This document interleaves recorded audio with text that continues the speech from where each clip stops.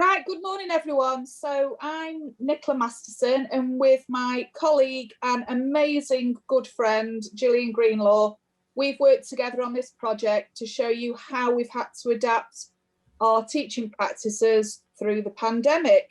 Okay, Gillian? Yeah. Oh, 1 second. Go way up. Okay, so it's quite self-explanatory. COVID, it happened worldwide. For some it was easier than others, but for us it was changing the way we taught and we delivered completely. So we transitioned from a face-to-face delivery, your normal style classroom environment, all the way through to in-cell delivery where there was no form of contact other than written communication. Okay, so back in March last year, my birthday, to be precise, just incidentally there, everyone went into lockdown and the prison was included. We actually went into something called Gold Command, which meant that they took away all the autonomy of the individual prisons and all prisons had to be governed by the MOJ. All tutors went back home and we all started, we thought was a short period of time, working from home. Obviously there was the normal problems that a lot of people face. We were very unfamiliar with Zoom and Teams, but it was the only way really that we could communicate. There was no on-site delivery at all. In fact, we weren't allowed on site. There was no contact or communication with learners. For those of you not familiar with prison education, we didn't have telephones, we don't have any sort of email access, and there was no internet access for the learners to complete any sort of online delivery. Okay, Gillian. Yeah.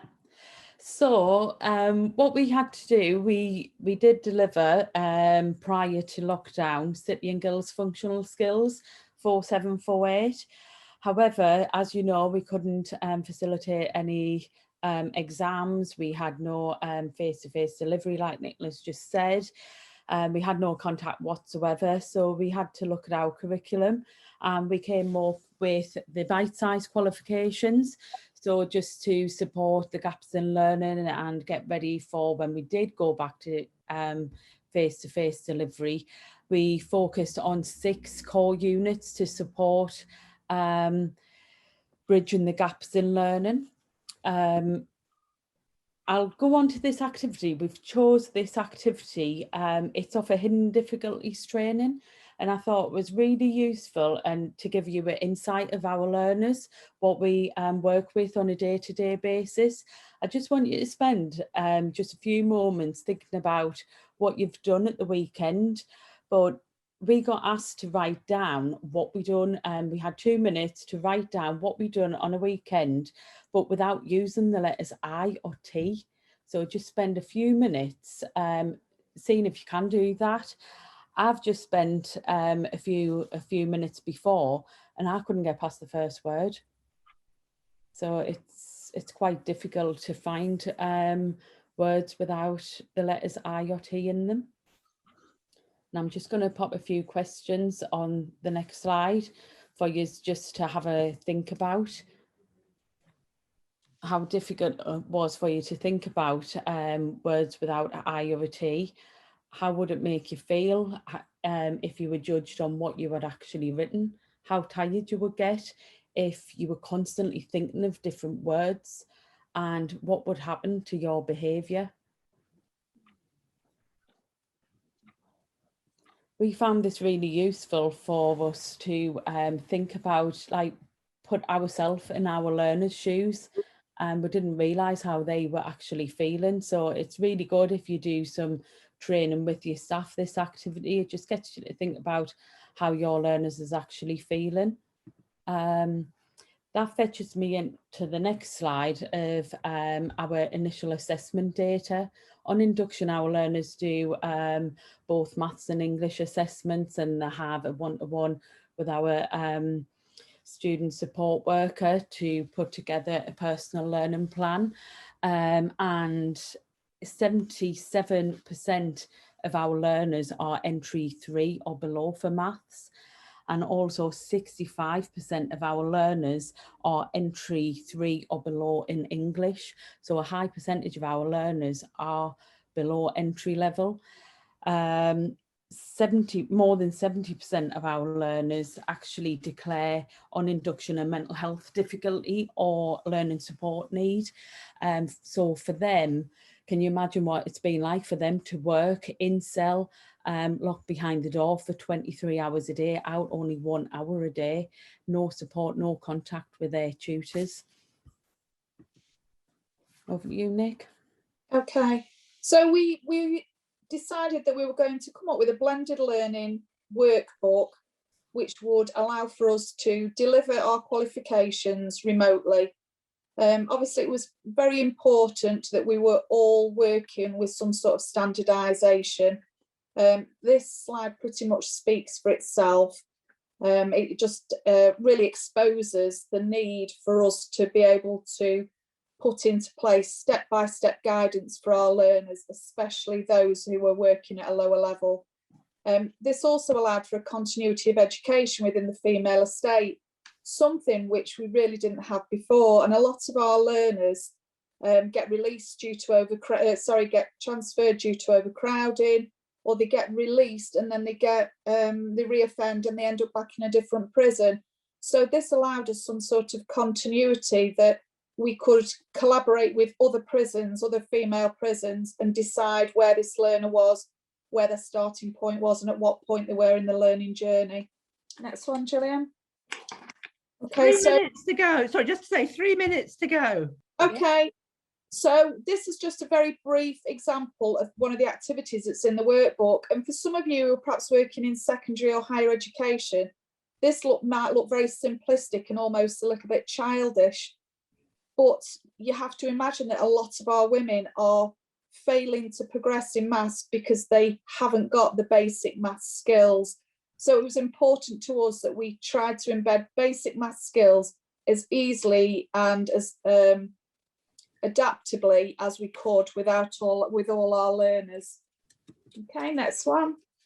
We did a new tracking and progression, mainly digital to start off with, and it was a learning journal, which if any of you see our actual project, it is in the appendix to that. It's quite important that we did track starting points, individual learning plans and progression of the learners. Okay.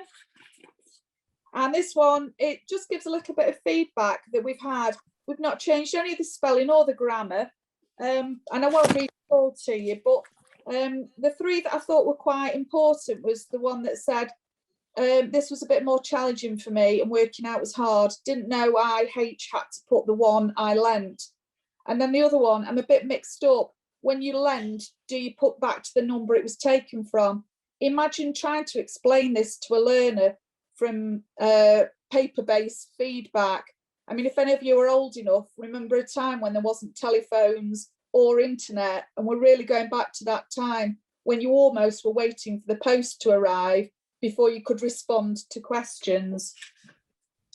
Okay, and then last over to you, Gillian. Yeah, what Nicola and myself have both agreed on, prior to lockdown, our learners would come over to education, constantly doing anything they could to get out of our classrooms, have a break, have a coffee, any excuse just not to do the work.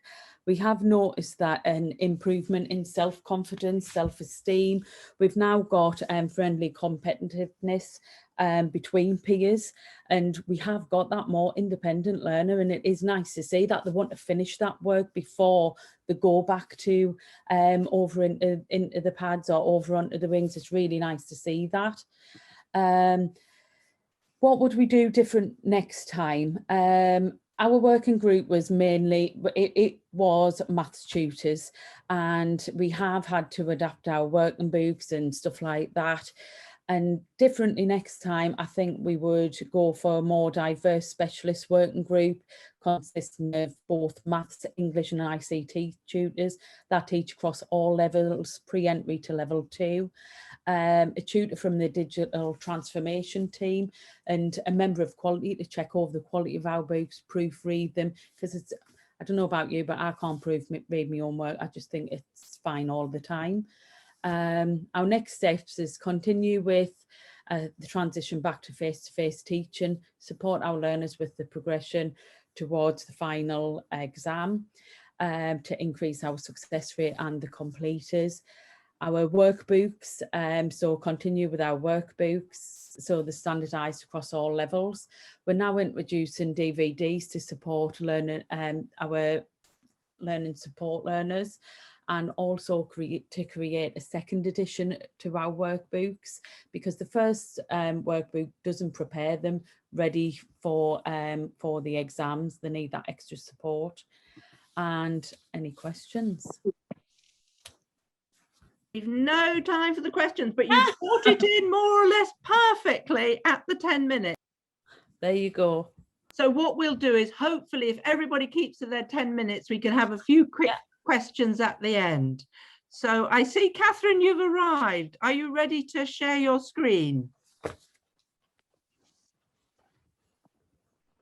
Is Catherine there?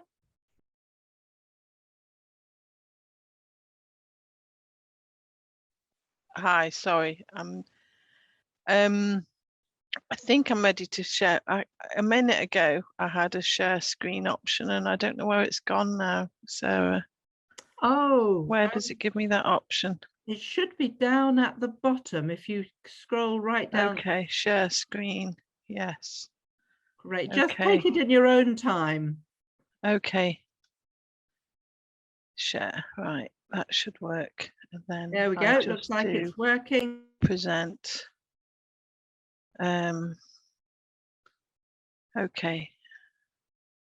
Oh, Catherine's working today, so you've done really well to oh, I'm not doing very well at all. Well. Yeah, if you just go to slideshow. Okay, yeah, sorry. From the beginning. We're not in a hurry. No, you're doing brilliantly.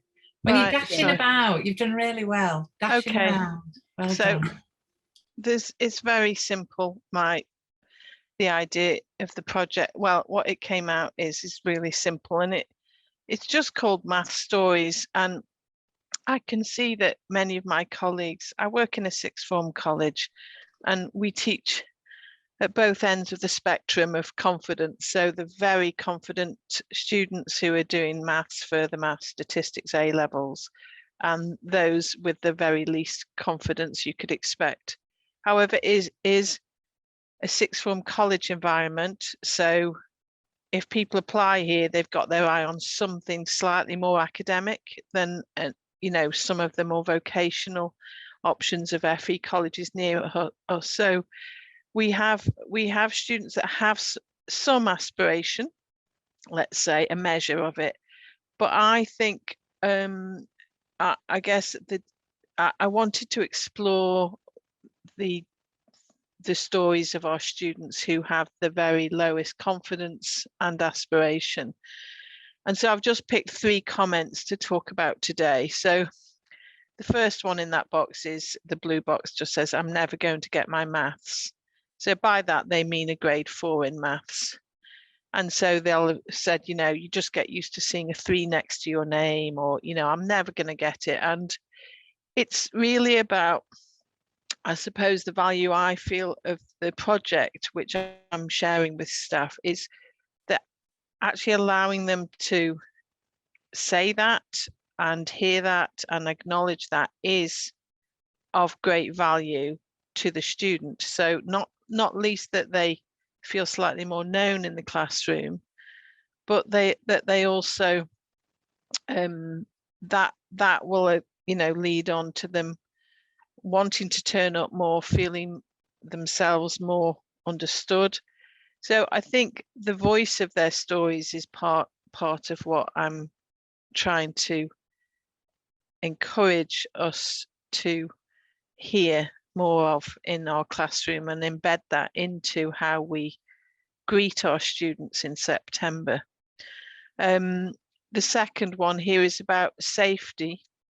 And I mean by that safety in them actually putting some effort in them trying, in those that have maths anxiety, making it okay to try and get it wrong. And I know that's always on the agenda, if you like, and you know, there's this sort of discussion about how much is maths about right and wrong, you know, and ultimately is it about that? But I think it's about allowing for a little bit more creativity in discussions, and we have a whole set of worksheets that we've laminated now called goal-free maths, where they set the questions, because we're trying to promote critical reasoning and you know, questioning, problem solving skills, which will have benefits across their learning journeys, won't it? But they've got to have some sense of safety in order to do that. So that's an element of what we were discussing, and an element of what we're going forward with from the project, really, is that I think there's sometimes in pre-16 education quite a strong sense of urgency about, well, we've got to cover the curriculum, we've got to present this and this and this. And I'm looking at primary maths as well, and visiting a primary school, which is a sort of a consequence of this project, and spending a few weeks there. And just this, you know, let's move on, let's move on, let's move on.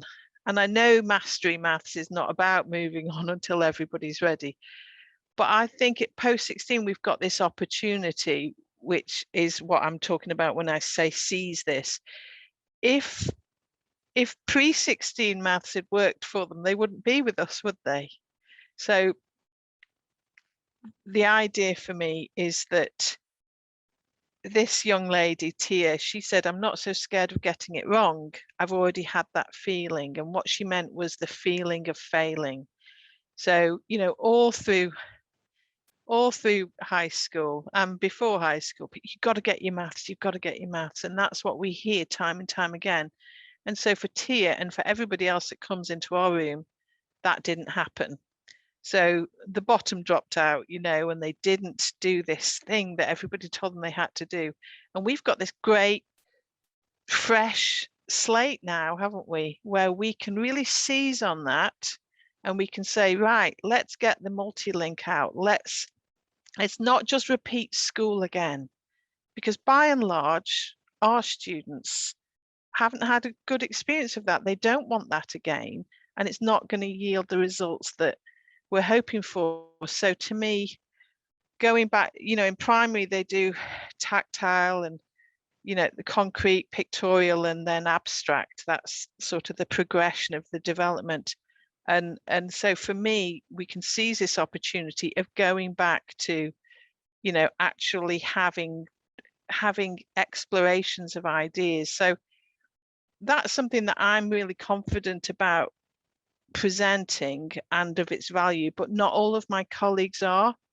And some of my colleagues have joked in the past and said, oh, you should be a primary school teacher, Catherine, you know. And because they can't, obviously nobody wants to patronize any learners, any students, but I do think if you're doing it with love in your heart for the learners, you know, that nobody's going to feel patronized if you say, let's actually look at this, you know. And the stuff I have, I mean, this is a class I teach in. I've brought in a hoop and I've written circumference around it. And so these opportunities to have a bit of fun and play, and that they're all part of this idea that we seize this moment, that they've been through this experience of high school.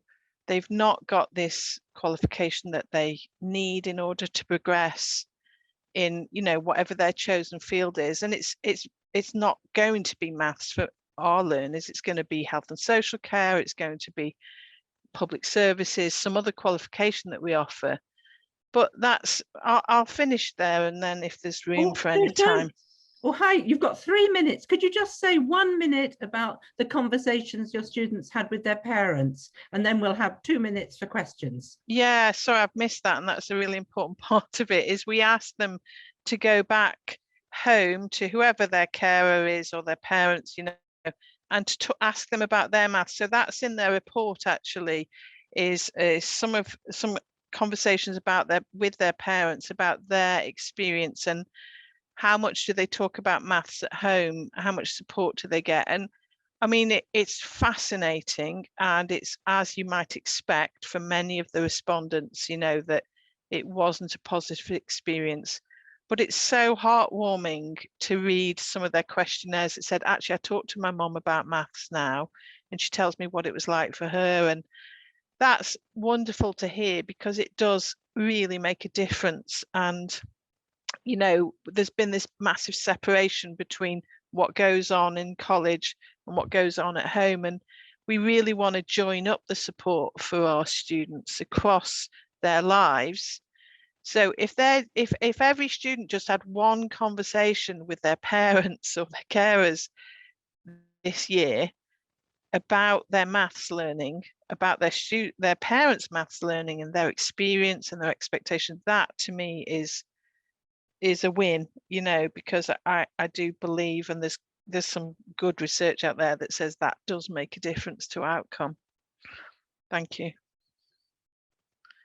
Lovely, thank you. Actually, let's save all the questions to the end and move on. Who's next? Solihull, are you ready, Solihull? I think so. Sarah's going to share her screen, I think. Is that all right, Sarah? Yeah, that's fine. I'm just hoping that we can, I hope the sound works on this. That's our only concern, but it didn't work for me yesterday, did it, the sound? Well, you'll just have to do the singing or whatever it is. Okay. Wait a minute, I found the button that says share sound, so let's see what happens. It should hopefully, this bit will hopefully work then. Okay, Oh, so wonderful, take it away. yeah, this is sort of an overview, I think, of our project. So hopefully you'll get the full understanding before Holly then discusses it and talks to you more about it.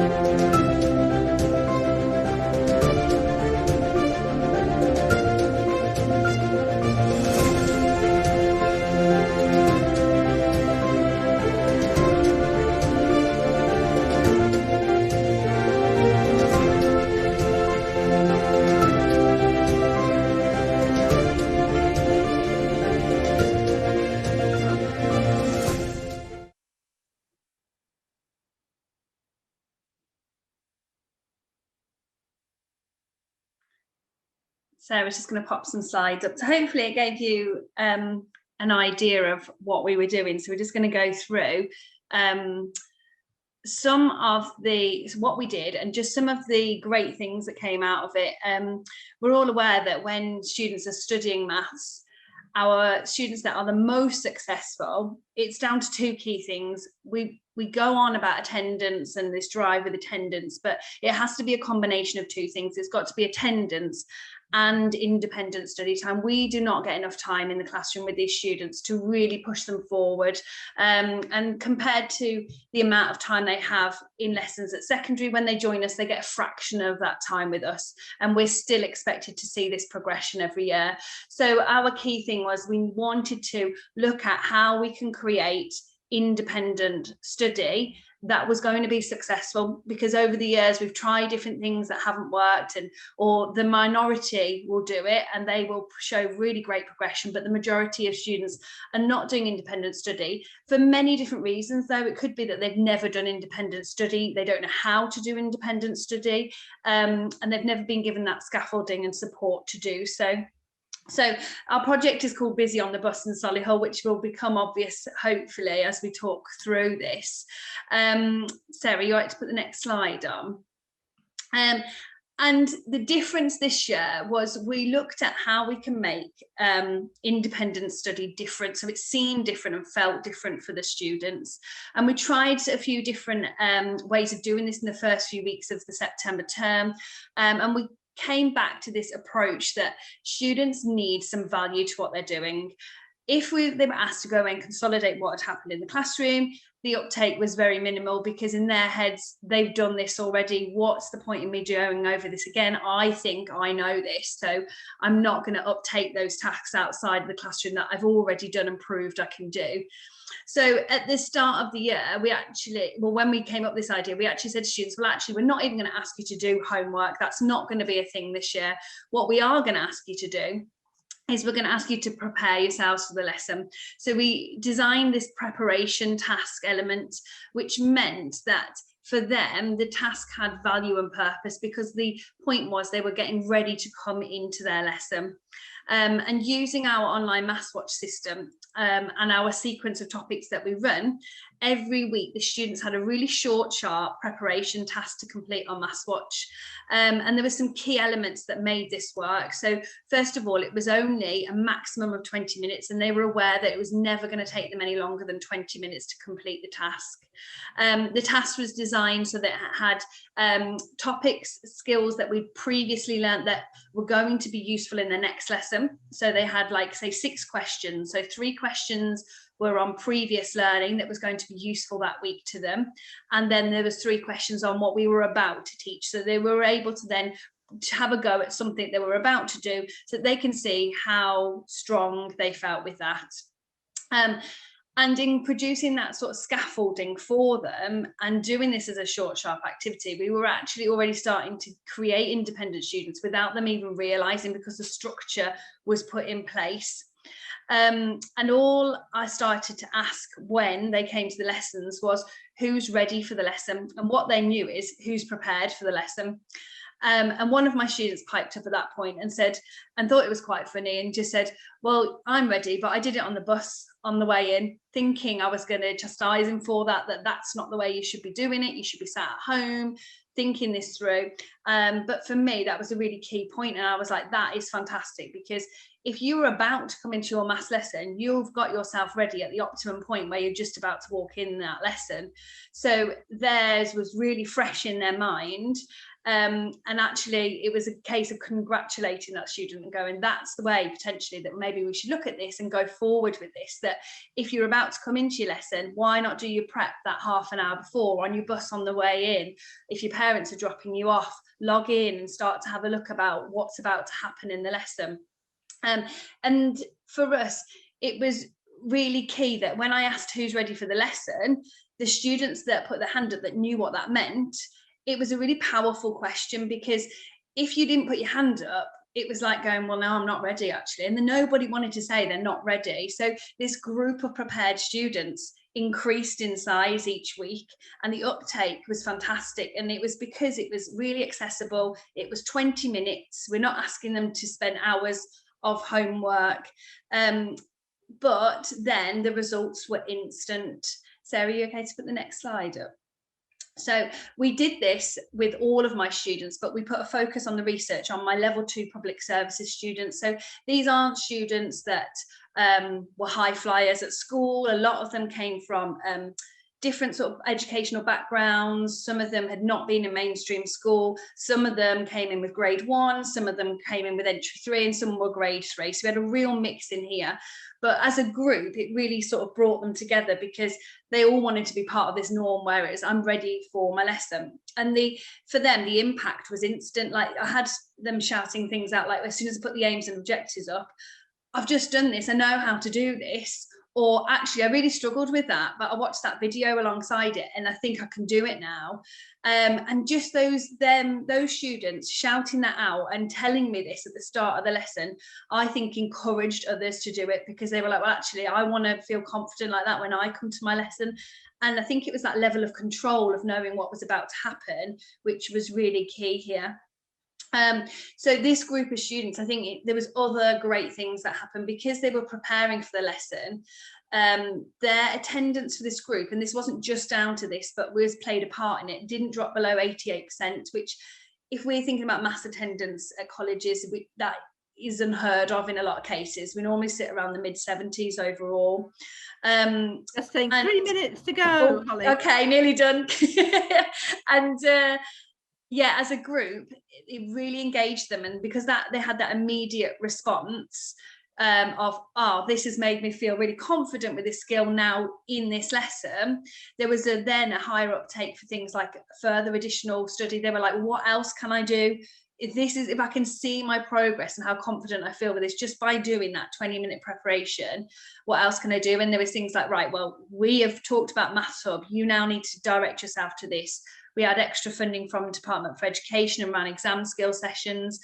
And the majority of students in that group took one or both of those options up. And the fantastic thing was that as a group, they came in, I think their average grade for the group was 2.1. So obviously we want to push them up by a grade a year. So as a group average, we wanted to get them up to 3.1, and we exceeded that and got up to 3.2. And one of those students came in with a grade 1. And through our centre assessed grades and doing a final progress check at the end of the year, he actually came out as a grade 4 student, and he'd taken on board all of this extra study, and he was a real, and we're going to use these as examples next year of what, just putting your head down and doing this independent study, the effects that has on just that turnaround of that year at in FE. I think that's it. Anything else, Sarah? Oh, I thought of something. I will at the end. Let's move on to Chesterfield. Everything at the end. Keep your questions.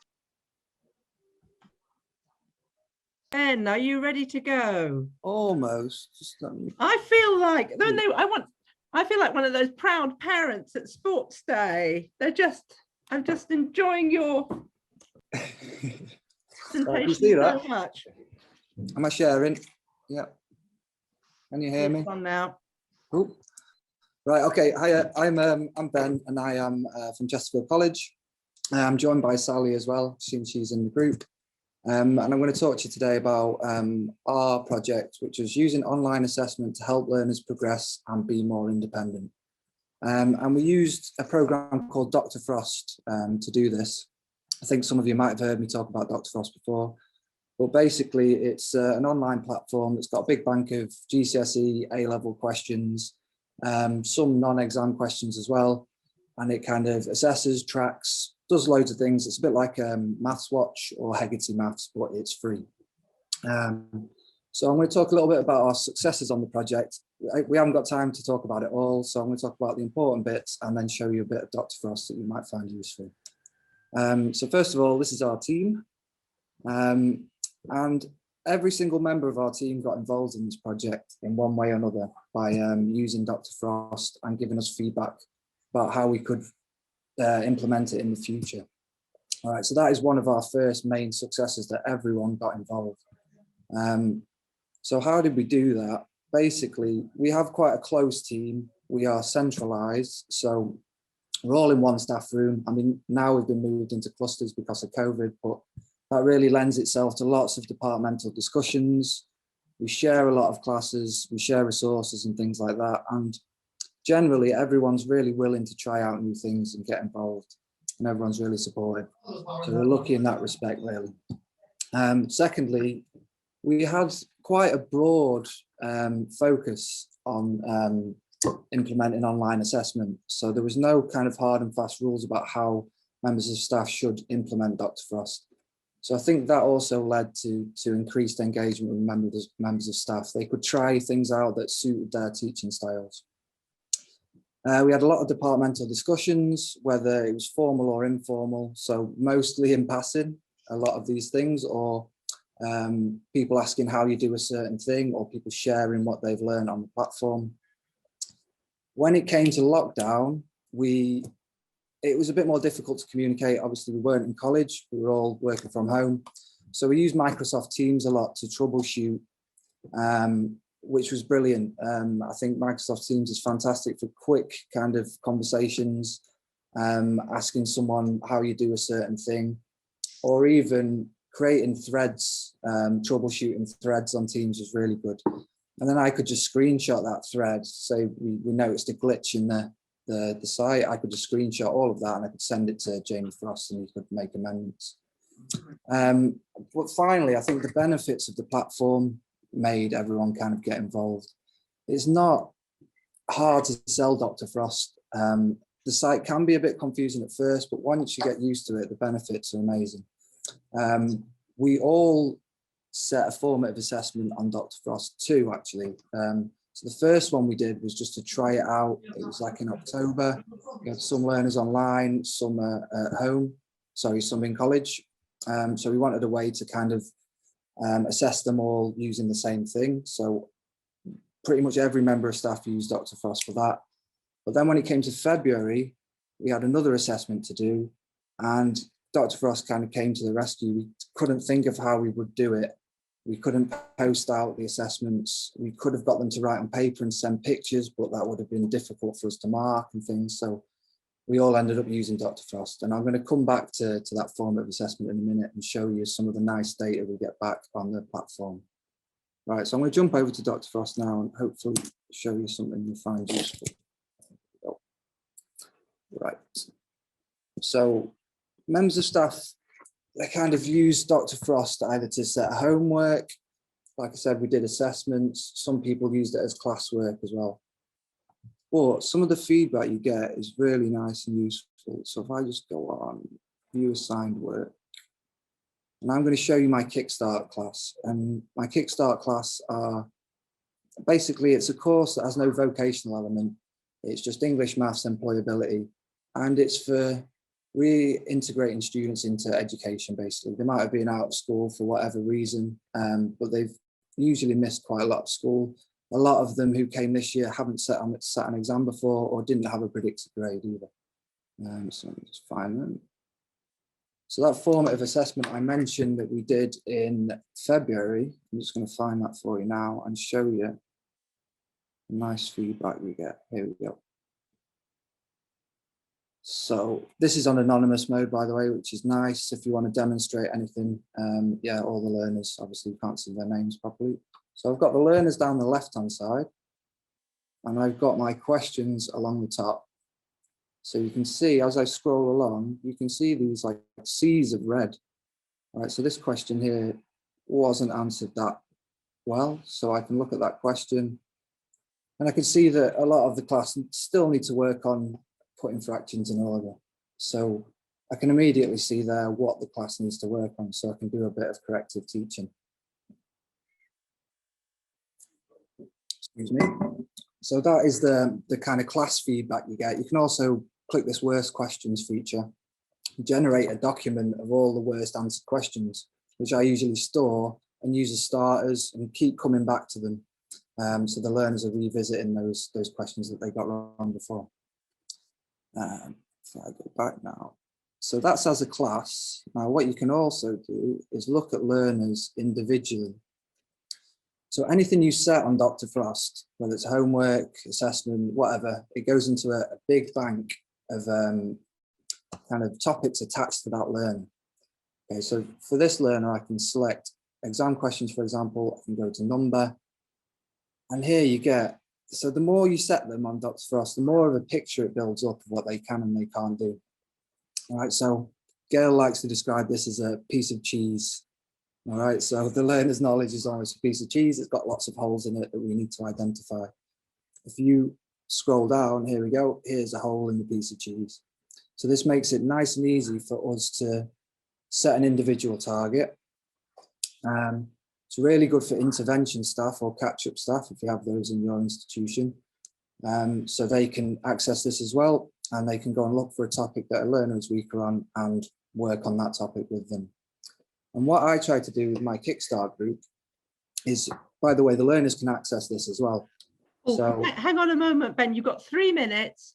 And I think actually you chose, Andy, at the beginning of the year, you were told to choose the easiest group. Ben chose the hardest group. Yeah, so, and I think some of the things that, can you just say a little bit how their attitude changed and how they got involved as a result of this, because it's quite remarkable, really. Yeah, so I showed my learners how to do this. So if they click on this, for example, they get access to this. And they can go and watch a video. So once they've spotted their gap, they can go and watch a video and use that video to revise and then try more questions. So some of these Kickstart learners, and you can read these in the appendices. I ended up doing about 5 learner journeys because they're all so interesting. But a lot of them have never revised before. And I think that's because they find the GCSE syllabus so, it's vast, isn't it? And this kind of like shines a light on what they need to work on, so they can do it in small steps. And a lot of them, yeah, they find it less daunting to create themselves targets this way. And we had a really nice discussion as well. Well, we did some reviews because some of them didn't like the Dr. Frost videos. So we did a review of like Core Bet Maths, what was the other one, Maths Genie, Dr. Frost, and one more, I can't remember. So during that session, a lot of them chose their method of revision. So they're kind of thinking about how they would revise, and a lot of them had no idea how they would even approach it. So yeah, a lot of them changed the way they learned this year, which was brilliant. Now, I don't know, have I got any time left? Just wanted to show you the courses. You've got 1 minute. Right, I'll show you this quickly. Right, this is a really new feature that I think everyone will find useful. It's replace the schemes of work feature, but it's really easy for you to make your own course on here. And there are some pre-made ones as well. So you can see here, I've even made, this is mainly geared towards GCSE and A-level, but I've made a functional skills one here. All right, a lot of the skills are applicable to functional skills.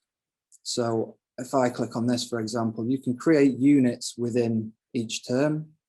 You can add the skills that they will be covering along here. And you can put some exam skills in there as well.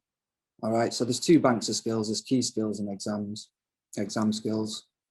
And then down here, you can use this unit test feature to randomly generate a load of questions based on all of those skills. So you could use that for a diagnostic, or you could just use it for learners to practice. But the learners have access to this as well. So it's a nice, I mean, we found signposting on Dr. Frost quite hard to start off with. Learners find it difficult to find what they're looking for. But with this, they know exactly what they're learning, what term. They can jump in and go and have a practice of whatever they need to practice. You could set them a target, for example, multiply a decimal by a decimal. Maybe they got that wrong in class. You want them to practice it at homework, so they can just click on that. And then it'll ping 4 questions at them to practice. All this data, again, goes into a data bank where you can analyze their results, basically. You can see what they're getting right and wrong, and then go from there to fill in the gaps. Right, thank you, Ben. The 10 minutes is up. I think they were just, oh, thank you so much, everybody. They were just wonderful reports of really hard and interesting work that you've all done. So I think we have a minute for a question. Is that right, Gail? Yep, we've got 2 minutes. 2 minutes for questions. So has anybody got a question or a comment they'd like to make?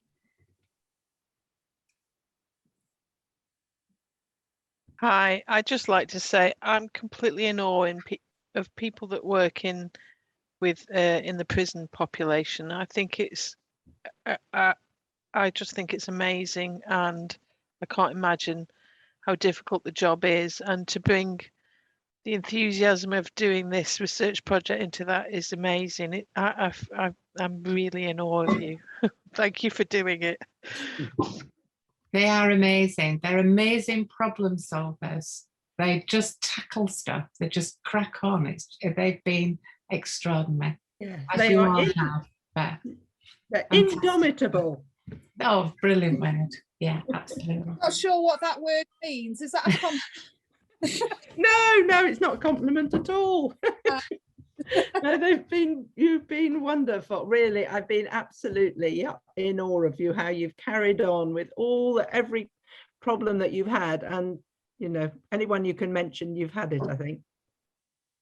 It's amazing though, isn't it? Just seeing the variation. Sorry, go on, I'm going to shut up now. Just going to ask Catherine, it's Stoke, isn't it? Yeah, Stoke on Trent Sixth Form College. I just had a question about the Solihull project, because I think that's really interesting. So how many lessons do they have a week, and how many lessons were they expected to do this 20 minutes preparation for?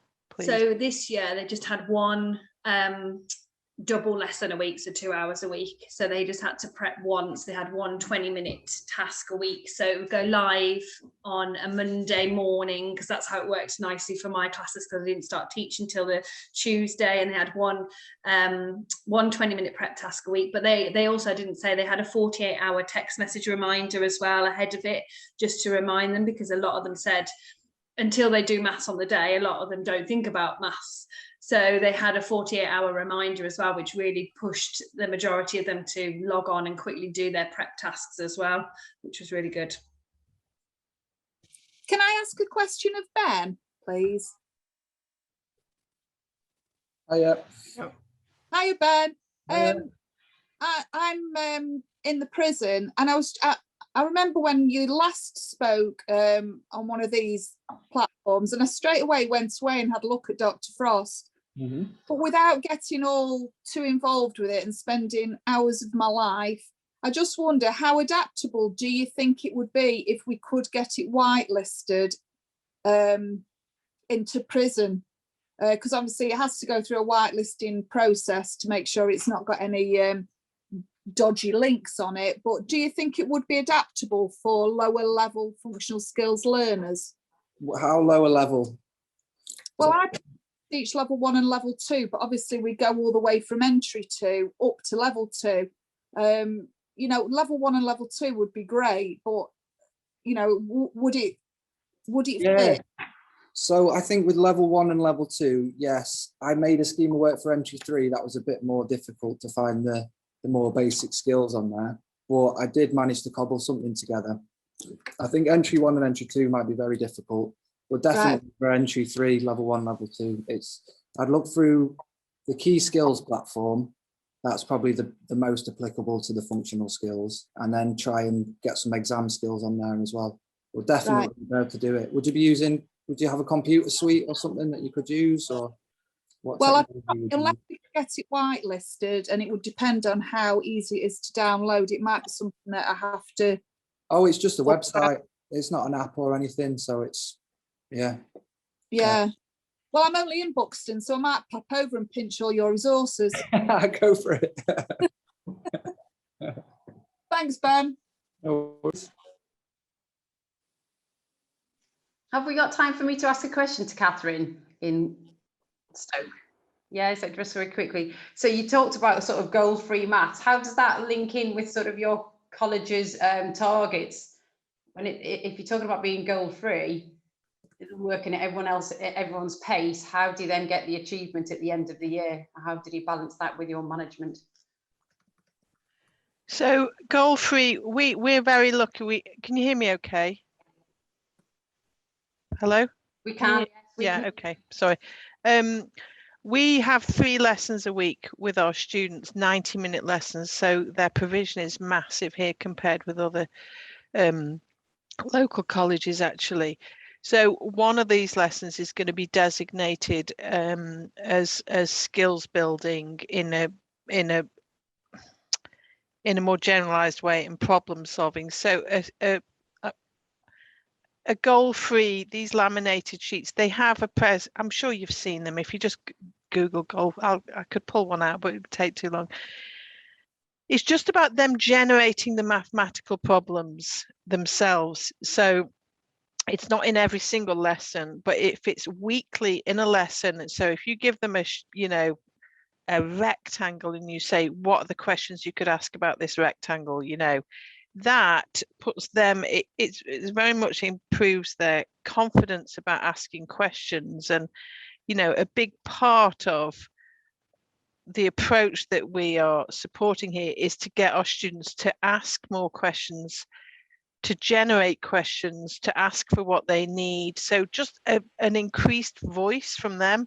And that's a very classroomy based way of getting them to say, what can we ask about this diagram? What can we ask about these numbers? What can we ask? And that does tie back to lots of things they will have seen much earlier on in primary school. So it does tie in, absolutely, because the problem solving elements of GCSE maths are by far the weakest, and that's what most of the exam boards have said in recent years, is that when they're presented something that's, you know, not just by the book, but that is more problem solving based, that's their weaker area. So it absolutely supports that area of the curriculum for our department. By saying you get an extra hour and a half, really, haven't you? Yeah, Got that bit longer to focus on the mastery, really. But even if we didn't, I mean, I know it's easy to say this, but if we just did have 2 lessons a week, I would absolutely fight tooth and nail to have this embedded in there, that we have problem solving workshops and goal-free maths weekly. And even if that's, you know, a half hour in one of the lessons a week, that's absolutely in there, because they got to, you know, we've got to increase their voice, if you like, in generating the maths, and I think it's essential no matter how much they get of contact time with teachers. Myself, can I just add something about the goal-free? I've sometimes used you know, exam questions as goal-free maths. I don't give them the question, but I give them the information they're given for the you know, in the exam question, and then they have to predict what's the question going to be. And so that kind of gets them free floating over it, thinking all the possibilities.